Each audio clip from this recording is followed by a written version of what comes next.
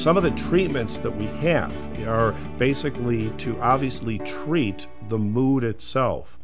Lithium was probably the first treatment introduced to, again, serendipitously, it was found to have mood stabilizing effects. Lithium is a salt. It basically showed to have mood stabilizing effects on both the highs as well as to protect some individuals from even the depressions. Lithium was the mainstay treatment for many years, still remains a gold standard treatment for the treatment of bipolar disorder, but certainly is not without its shortcomings. We have to monitor thyroid function, kidney function. If someone's on lithium, they need to make sure their levels don't increase too much because there's a very narrow therapeutic window for what may cause someone to become toxic.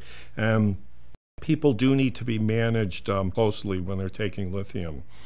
But after lithium, we've seen an escalation over the years of other FDA-approved treatments for bipolar disorder, because for many years it was only lithium.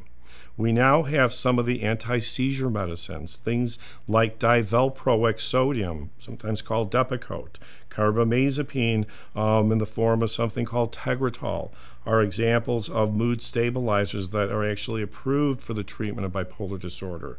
Lamotrigine or Lamictal for the long-term treatment of mood disorders, another anti-seizure medicine for which there is FDA approval. We also know some of the medicines known as the atypical antipsychotics, and it doesn't mean that someone's psychotic, but some of these agents look like they have a role in not only treating the manic and hypomanic phase, but also the depressive phase. As for example, one of them, Seroquel, just recently received an approval for both the bipolar phase of the illness as well as the highs or the manias and hypomanias. And recently, we actually have a treatment just within the last couple of months even that treats both the highs and the lows, being a single agent treatment to treat both. And that treatment specifically is Seroquel. Now, every one of these treatments may not work for the same person.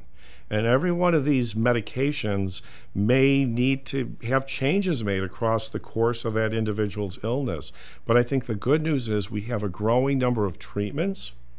We know we could have this illness under good control. And yes, we may have to fine-tune what I call, some cycling throughout the course of the illness, but I think the future looks very bright in terms of getting more people diagnosed earlier and being able to manage those symptoms over time.